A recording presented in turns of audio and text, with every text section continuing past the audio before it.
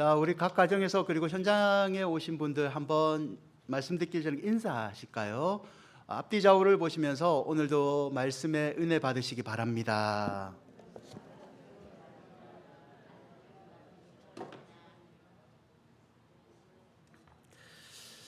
이 현장에 예배드리러 오시니까 제가 좋은 것 같아요.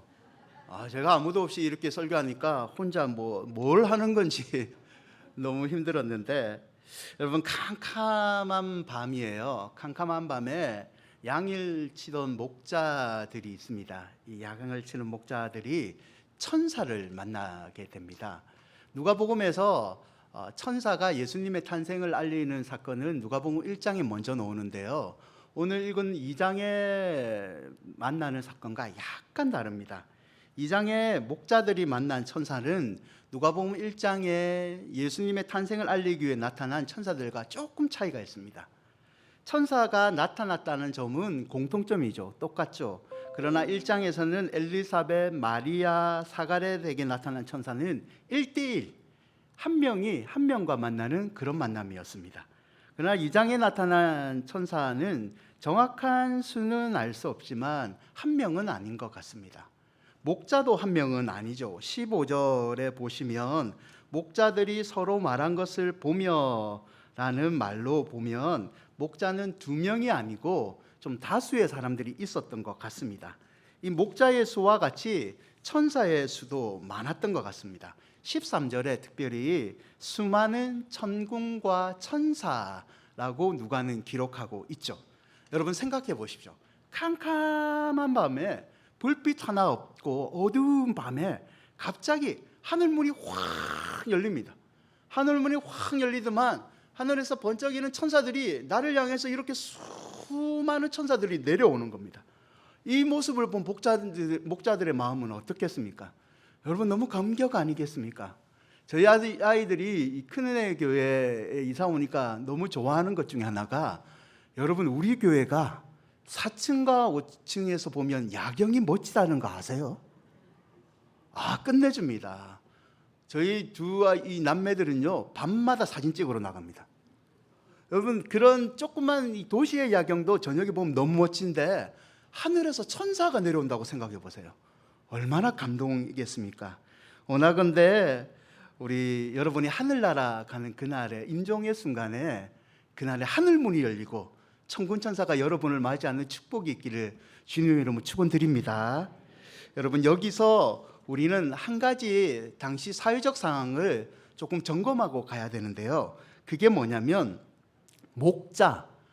이 목자의 직업에 관한 당시 상황을 조금 알아야 될 필요가 있습니다.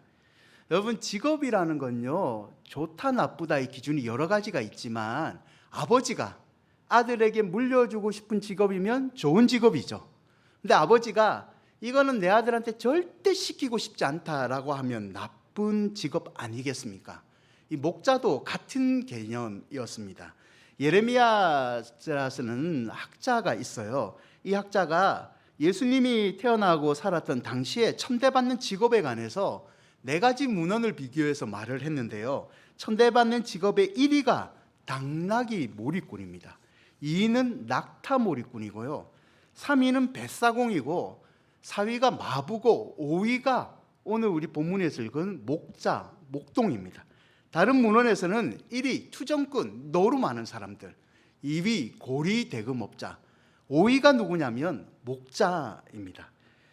여러분 천대받는 직업을 제가 잠깐 얘기했는데요, 이 천대받는 직업에 공통점이 있죠. 조금 영안이 열리신 분은 벌써 깨달았을 거예요. 공통적인 직업은 짐승입니다. 짐승.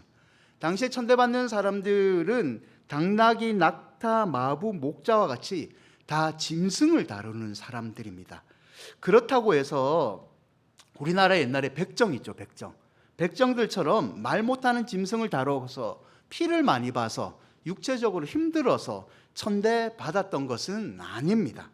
이들은 천대받는 사람들은 이 동물을 이용해서 물자를 수송하던 업자들입니다. 업자들, 배달꾼이죠. 배달꾼.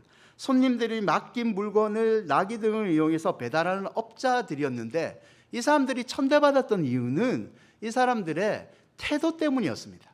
이 사람들의 태도가 뭐냐면 손님들이 물건을 맡기잖아요. 근데 지금도 그렇잖아요. 우리 그 어머니들 가끔씩 깜빡깜빡하게 은사를 받으셨잖아요. 이 손님들이 물건을 맡겨 놓고 그냥 두고 가는 경우가 있어요. 그런데 이 두고 가는 물건들을 이 업자들이 중간에 빼돌리는 겁니다. 이 빼돌리는 모습이 너무 많기 때문에 부정직하다. 그렇기 때문에 몰입꾼들을 당시 사람들이 싫어했다고 합니다. 목자도 마찬가지였죠. 당시 문헌 중에 하나에 이런 기록이 있어요. 목자 이들은 도벽이 심하고 가축을 끌고 남의 땅에 몰고 갔다가 가축에서 나오는 소산물을 착복했다. 이런 평단 때문에 이 목자들이 생산하는 양모, 우유 있죠. 목자들은 직접 거래를 하지 못하게 사회적으로 금지를 시켜놨습니다. 어떤 문헌은 이렇게 기록합니다. 목자들이나 세리들이 회개하는 일은 쉬운 일이 아니다. 왜냐하면 그 사람들의 대부분은 사기꾼이기 때문입니다. 여러분, 제가 왜 이렇게 당시 상황을 길게 얘기했을까요? 이 천대받다고 목자들은 당시에는 천대받았죠. 근데 오늘 본문에는 하나님은 당시 상황과 상관없이 예수 그리스도의 탄생을 당시 사람들이 싫어하는 목자들에게 먼저 알렸다는 겁니다. 당시 사람들과 정서와는 전혀 다른 거죠. 사랑하는 여러분, 잠깐 우리의 삶을 한번 생각해 보십시오. 여러분, 하나님이 우리의 생각과 다르게 행동하실 때가 많습니다. 많죠. 사회적인 생각과 하나님이 다르게 우리에게 요구하실 때도 많습니다. 성경에도 종종 그런 일들이 있어요. 여러분, 부활 있죠. 부활의 첫 목격자가 누구인 줄 아십니까? 부활의 첫 목격자는 당시 왕 제사장 아니었고 첫 목격자는 막달라 마리아입니다. 이 막달라 마리아는 당시 천대받던 여자죠. 그리고 여자인데다가 귀신의 정신병을 걸렸던 여자입니다. 정신병에 걸린 여자가 부활하신 예수님을 처음 보았다고 하면 당시 사람들이 좋아했겠습니까? 그 말을 믿었겠습니까? 그런데 이렇게 당시 무시받던 막달라 마리아를 부활의 첫 증인으로 하나님이 세우셨다는 거죠. 그리고 이 하나님이 첫 증인으로 세웠기 때문에 초대교회 성도들도 마리아가 전한 부활의 소식을 믿었다는 거죠. 사랑하는 여러분, 본문의 목동들도 마찬가지입니다. 하나님은 예수님의 탄생의 증인으로 당시 천대받던 목자들을 불러 세우셨습니다. 세상의 평가가 어떠하든지 하나님이 그 사람들을 자기의 증인으로 삼으셨다는 거죠. 그러므로 여러분, 여기서 우리가 적용해야 될 것은 세상의 평가를 두려워하기보다는 하나님 앞에 우리의 모습을 점검해야 될 줄 믿습니다. 여러분, 세상의 평가가 어떠한 것은 중요한 것이 아니죠. 우리에게 중요한 것은 하나님이 우리를 어떻게 보고 어떻게 선택을 했다는 겁니다. 하나님의 뜻이 중요한 거죠. 목동들은 당시의 세상 사람들이 멸시했습니다. 그러나 하나님은 그 멸시받던 목동들을 예수 탄생의 증인으로 불러서 세우신 것이 중요합니다. 동일하게 우리는 지금 인생의 위기의 순간 살고 있지 않습니까? 지금 위기의 순간 우리가 돌아봐야 될 중요한 것은 우리 인생을 인도하시는 하나님의 뜻인 줄 여러분 믿으시기를 바랍니다. 나를 둘러싼 상황이 중요한 것이 아니라 나를 인도하신 하나님의 뜻이 중요한 줄 믿습니다. 여러분, 이것을 잊지 마시기를 바랍니다. 그렇다면 이 목동들을 통해서 하나님이 우리에게 주신 메시지는 무엇인 것 같습니까? 2장 10절과 11절 말씀인데요. 2장 10절과 11절, 천사가 이르되 무서워하지 말라. 보라, 내가 온 백성에게 미칠 큰 기쁨의 좋은 소식을 너희에게 전하노라. 오늘 다윗의 동네에 너희를 위하여 구주가 나셨으니 곧 그리스도 주시나. 아멘. 여러분, 천사가 목동에게 전해준 메시지는 간단합니다. 구유에 누워있는 아기가 온 세상을 구원할 구주다. 이 한마디입니다. 그런데 여러분, 또 당시 사람들의 생각으로 한번 돌아가 보십시오. 이 당시 사람들이 이 메시지를 믿겠습니까? 막 태어난 아기가 세상을 구원할 구세주라는 것을 여러분 믿을 수 있겠습니까?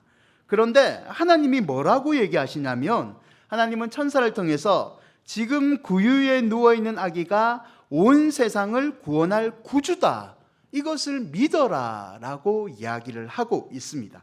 누가복음을 기록한 누가는 이 구유에 누워있는 아기가 우리의 운명, 우리의 죽고 살고 우리의 천국과 지옥을 좌우하는 모든 것을 갖고 있는 구주다라고 얘기합니다. 14절에는요 이렇게까지 얘기합니다. 지극히 높은 곳에는 하나님께 영광이요 땅에서는 하나님이 기뻐하시는 사람들 중에 평화로다 하리라. 지금은 이 강포에 쌓인 아기가 너희들 눈에는 아기처럼 보이지만 앞으로 이 아기가 나에게는 영광이고 모든 사람들에게 세상이 줄 수 없는 평화를 주는 구주다, 이것을 너희가 믿으라 라고 누가는 말하고 있다는 거죠. 여러분, 세상의 관점으로 생각하면 이 사실 믿을 수가 없습니다. 어떻게 깐난쟁이를 믿겠습니까? 우리 장로님 손자 태건이 있잖아요. 태건이 아직 어리잖아요. 태건이가 구주가 되고 이 예수 그리스도가, 태건이가 나중에 이 세상을 구원할 구세주니 너희들은 그 아이를 섬겨라 라고 하면 여러분 믿겠습니까? 못 믿죠. 못 믿죠. 그런데 아기를 구주가 된다는 것을 하나님이 믿으라고 합니다. 여러분, 사랑하는 여러분, 이 신앙을 가진다는 것은 세계관이 바뀌는 겁니다. 때로는 신앙이라는 것은 우리의 이성과 우리의 경험으로 믿을 수 없지만 하나님께서 믿게 하시는 것이 신앙이라는 거죠. 내가 천국에 가는 것을 믿어야지, 예수님 구주라는 거 믿어야지, 이렇게 믿는 것은 어떻게 보면 세뇌죠. 내가 믿어져서 믿어지고 안 믿어져서 안 믿는 건 아니죠. 그런데 여러분, 우리의 신앙생활을 한번 뒤돌아 보십시오. 다른 사람에게 이상했던 그 얘기가 어느 날 갑자기 우리에게 믿어진 겁니다. 어느 날 갑자기 우리가 그 사실을 믿었다는 거죠. 우리는 이것을 복음이라고 부릅니다. 왜 믿어졌습니까? 왜 믿어졌죠? 여러분, 코로나19 상황에서 유일한 해결책은 하나님밖에 없습니다라고 우리는 기도하고 있습니다. 믿지 않는 사람들은 비웃죠. 야, 백신이 개발돼야지. 야, 방역을 더 철저히 해야지. 물론 이것도 중요합니다. 그러나 우리는 이거보다 하나님의 은혜가 더 중요하다고 외칩니다. 왜 그렇죠? 하나님이 그렇게 말씀하기 때문입니다. 사랑하는 여러분, 믿음은, 복음은 하나님의 작품이고 하나님의 계획입니다. 하나님이 죄에서 허덕이는 이 아이, 세상을 아이를 통해서, 처녀에서 몸에서 태어난 아이를 통해서, 그리고 이 아이 예수 그리스도가 흘릴 피를 통해서 내 죄를 깨끗게 만들겠다 한 것을 말하시면 그것이 믿는 것이 신앙인의 태도라는 거죠. 왜냐하면 하나님이 해 주셨다는 겁니다. 사랑하는 여러분, 때로는 우리가 믿을 수 없는 상황을 경험하게 됩니다. 그럴 때 우리가 선택할 방법은 우리를 믿게 하시는 하나님밖에 없다는 것을 다시 한번 마음속에 새기시기를 바랍니다. 여러분, 본문의 목자들의 태도도 똑같습니다. 18절 보시죠. 18절 우리 함께 읽을까요? 듣는 자가 다 목자들이 그들에게 말한 것을 놀랍게 여기되. 여기서 놀랍게 여기다는 말은 하나님이 하신 일을 인간이 경험했을 때 터져나오는 감탄사와 같습니다. 사랑하는 여러분, 우리도 똑같지 않나요? 모든 그리스도에게는 이런 깜짝 놀라는 감탄사가 있습니다. 누군가 예수님이 당신을 위해서 죽었어요, 예수님 믿으세요 했을 때 처음부터 여러분 믿는 사람이 있고 안 믿어진 사람이 있어요. 저도요, 7살 때 그냥 동네에 놀러 다니다가 누나와 손잡고 그냥 장난치고 놀다가 어떤 선생님이 저를 부르는 거예요. 친구들 까져줄 테니까 여기 한번 들어가 봐. 그게 교회였고 그날이 12월 24일 성탄절 이브절. 그렇게 해서 교회를 다녔습니다. 교회 가니까 엄마 아빠가 안 데리고 가는 이 어린이 대공원을 가는 거예요. 노트를 주고 공책을 주고 뭐 사탕을 주고 너무 재밌는 거예요. 이 친구들이 학교 반 친구들이네. 너무 재밌는 거예요. 우리 장로님이 예식장을 하셨는데 예식장 숨바꼭질하기 최고입니다. 저도 그렇게 교회를 다녔습니다. 그렇게 다녔는데 어느 날 전도사님이 말하는 예수 그리스도가 나의 구주라는 게 내가 믿어지는 거예요. 어느 날 어리지만 그게 믿어져서 내가 울고 있는 거예요. 어느 날 내가 손을 들고 주님, 나는 주님을 위해서 주의 길을 가겠다고 소원기도를 하고 있는 겁니다. 여러분도 똑같지 않습니까? 믿어지지 않다가 어느 날 믿어지는 믿음이 우리에게 생기고 저와 여러분이 하나님께 깜짝 놀라는 예배를 드리고 있는 거죠. 여러분, 둘 중에 하나죠. 내가 미쳤든지 내가 참 진리를 만났든지. 사랑하는 여러분, 어떻습니까? 여러분은 참 진리를 만난 사람들인 줄 믿습니다. 하나님이 우리를 믿게 하시는 거죠. 우리는 이것을 신앙 고백, 간증이라고 부릅니다. 하나님이 우리를 믿게 하셨으니까 우리를 믿게 하신 하나님께서 지금 앞길이 안 보이는 이 막막한 상황 가운데서도 우리를 반드시 인도해 주실 줄 믿습니다. 여러분, 그렇다면 우리가 이 하나님을 향한 믿음을 가졌다면 우리는 어떤 태도를 가져야 될까요? 여러분, 이어령 박사님이 있어요. 이 이어령 박사님이 평소에는 기독교에 관해서 독서를 진짜 서슴지 않고 날리는 사람이었어요. 교회 이 신학자들보다 더 똑똑한 분이었죠. 이분이 2007년 세상을 놀라게 합니다. 그렇게 기독교를 비판했던 이어령 박사가 한국의 최고의 지성이라 말하는 이분이 2007년 7월 23일 세례를 받습니다. 세상을 깜짝 놀라게 합니다. 세상이 뒤집어졌습니다. 2008년 12월 14일 한 교회에서 이어령 박사가 했던 간증에 이런 내용이 있습니다. 2년 전 어느 한 교회에서 이런 행사를 했답니다. 자신은 나는 왜 예수를 안 믿는가? 그런 주제로 발표를 하고 반대쪽에 한 사람은 나는 예수를 왜 믿는가? 이렇게 간증을 하는 시간을, 토론을 붙은 시간을 가졌다고 합니다. 그때만 해도 2년 후에 자기 자신이 왜 예수를 믿어야 될지 간증하리라고는 꿈에도 생각을 못했답니다. 그런데 어느 날 예수님이 믿어져서 자기가 세례를 받게 됐고 머리에서 물이 막 내려오는데 말할 수 없는 눈물이, 영상들을 찾아보시면 이어령 박사의 간증이 나오는데요, 평생 자기가 해결하지 못했던 외로움과 고독이 해결함을 받았답니다. 그동안 강한 척하기 위해서 요란하게 글쓰고 사람들 앞에서 잘난 체 했던 자신의 모습이 하나님 앞에서 회개를 하게 되었답니다. 평소에 자기가 주장했던 게, 이어령 박사가 주장했던 내용이 뭐냐면 지성은 울지 않는다입니다. 분석하고 심판하고 의를 따지기 좋아하는 게 지성이고, 이 지성은 차갑고 투명해야 되고 공정해야 된다고 주장을 했습니다. 눈물을 흘리면 눈이 흐려져서 제대로 볼 수 없기 때문에 지성은 눈물, 감정에 휘둘려서는 절대 안 된다고 주장을 했습니다. 그런데 이어령 박사가 예수님이 믿어지기 시작하니까 깨달은 게 뭐냐면 지성을 뛰어넘는 것은 사랑이다.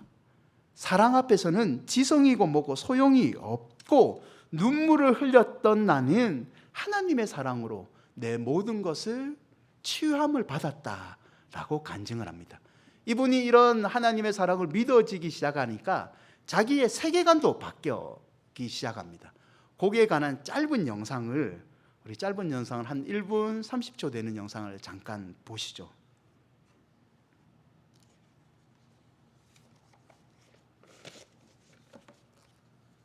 변한 건 없는데 옛날에는 이런 모순이 있다.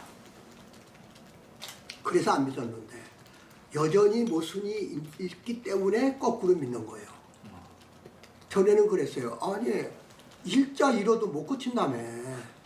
그러면 마가복음이든 누가복음이든 마태복음이든 말이야 똑같아야 되는데 다 달라 기술이.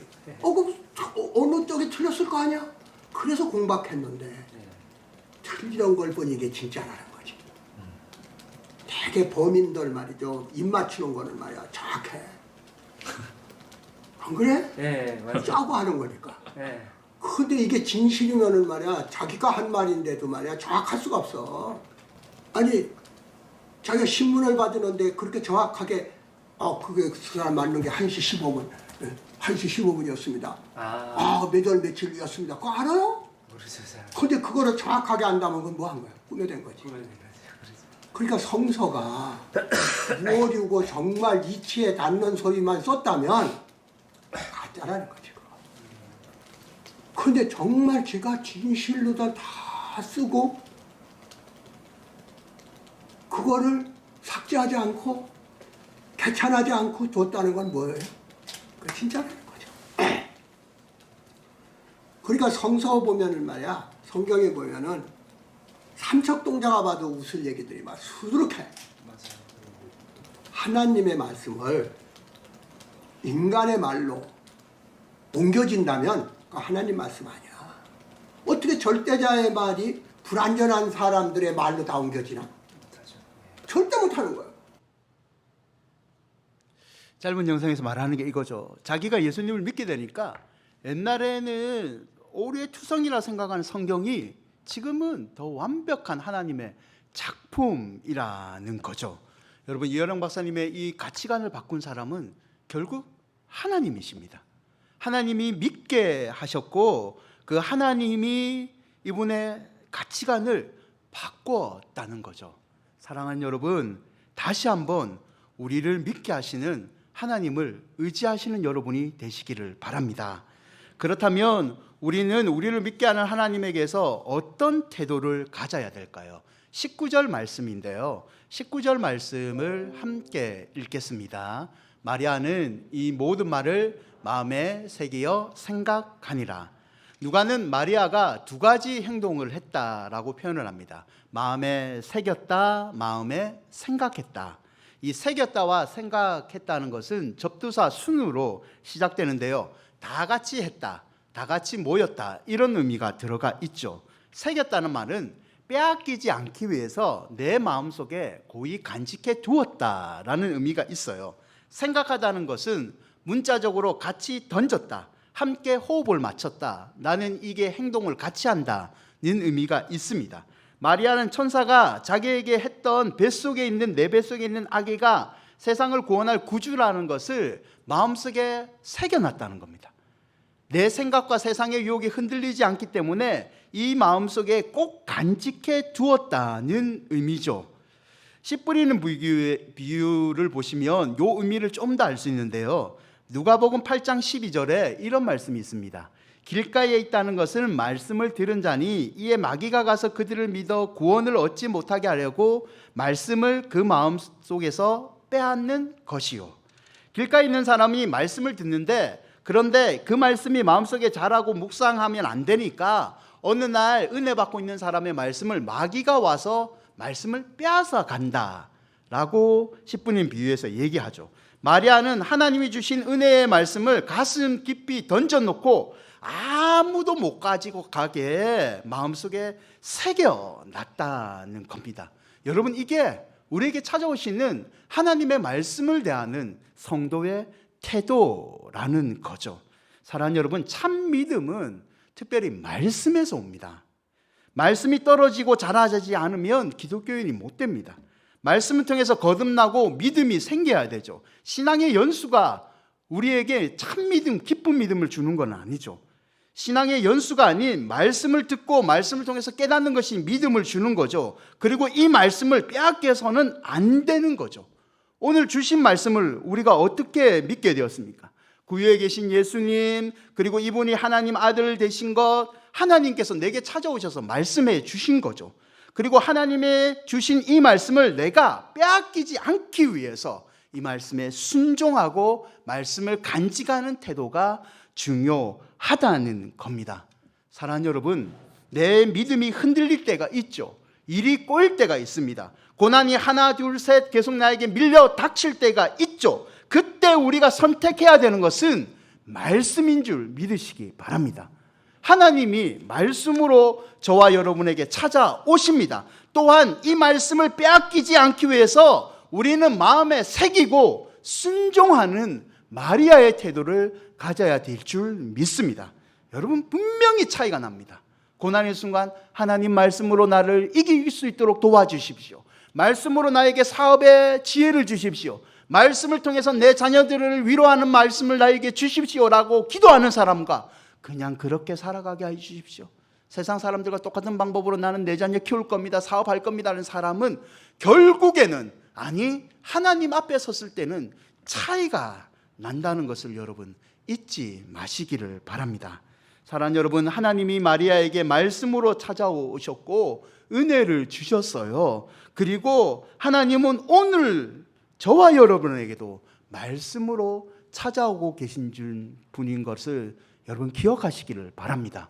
하나님의 말씀 앞에 마리아처럼 순종하고 마음에 새기시는 우리 큰은혜 교회 성도들이 되시기를 주님의 이름으로 축원드립니다. 시편 18편 30절 말씀, 하나님의 도는 완전하고 여호와의 말씀은 순수하니 그는 자기에게 피하는 모든 자의 방패시로다. 아멘. 시편 119편 49절과 50절 말씀은 우리 함께 읽겠습니다. 주의 종에게 하신 말씀을 기억하소서. 주께서 내게 소망을 갖게 하셨나이다. 이 말씀은 나의 고난 중에 위로라. 주의 말씀이 나를 살리시기 때문이니다. 아멘. 마음에 새기어 생각하니라. 경청과 순종이 더 큰 하나님의 인도하심으로 저와 여러분을 인도하실 줄 믿습니다. 주의 말씀이 나를 살리셨기 때문에 주의 말씀이 고난 중에 위로가 된다고 하였습니다. 이 말씀이 코로나19의 힘든 상황 가운데 살아가는 우리 큰은혜 교회 모든 성도들에게 위로의 말씀이 되기를 바랍니다. 여러분, 실천사항 한 가지 말씀드리고 말씀을 맺고자 합니다. 그것은 오늘 당장 시작하라입니다. 저에게 적용되는 실천사항인데요. 오늘 당장 시작하라. 여러분, 내일 하면 더 힘들어지죠. 미루면 그만이고 힘들어집니다. 마귀의 고도의 전략 가운데 하나가 내일 하자는 미룸입니다. 변하지 않는 사람은 오늘부터 시작하지 않는 빌미를 무조건 찾죠. 말씀이 나에게 찾아오셨고 그 말씀을 마음에 새기겠다고 여러분 오늘 혹여나 예배 중에 결단을 하셨다면 그 결단을 행동으로 옮기시기 바랍니다. 저는 이번 주에 한 가지 행동을 하려고요. 목사가 여러분 앞에서 선포하면 무조건 해야 되는 거잖아요. 저는 이번 주에 특별히 말씀에 관해서 잠언을 읽으려고 합니다. 잠언에 있는 말씀을 말씀을 읽고 묵상하고 저는 기도하는 그 실천사항을 이번 주 딱 한 주간 한번 해보려고 합니다. 여러분도 한번 해보십시오. 말씀을 가까이 말씀 쓰기를 하시든지 말씀을 읽으시든지 시편 23편만 일주일 내내 읽으셔도 상관없어요. 그렇게 하셔도 되고 성경 통독을 유튜브나 많아요. 그걸 들으시든지 은혜 받은 말씀대로 살기 위한 행동을 오늘 당장 시작하는 우리 큰은혜 교회 성도들이 되기를 바랍니다. 그리했을 때 말씀과 기도로 저와 여러분이 더 깊은 신앙으로 인도함을 받을 줄 믿습니다. 사랑하는 여러분, 한번 따라 하실까요? 믿음으로 산다는 것은 끝까지 하나님 말씀을 따라가는 것입니다. 한 번 더 함께 읽겠습니다. 믿음으로 산다는 것은 끝까지 하나님 말씀을 따라가는 것입니다. 사랑하는 여러분, 내 상식과 이성에 휘둘리지 말고 말씀을 따라가십시오. 한 번 믿은 그 말씀을 끝까지 따라가는 것, 그게 바로 믿음으로 사는 것입니다. 세상이 말하는 상식 합리주의에 마음에 빼앗기는 것은 믿음으로 사는 것 아니죠. 혼란한 시대에 아무리 어렵다도 하나님 말씀을 꽉 붙들고 하나님 말씀대로 인도하심대로 따라가는 것이 성도의 삶인 줄 여러분 믿습니다. 그리했을 때 때를 따라 돕는 하나님의 은혜가 저와 여러분에게, 여러분의 자녀들에게 임할 줄 믿습니다. 아무쪼록 우리를 살리시는 말씀을 꼭 붙드시고 마음에 새기시고 도우시는 하나님의 은혜를 날마다 체험하시기를 주님의 이름으로 축원드립니다.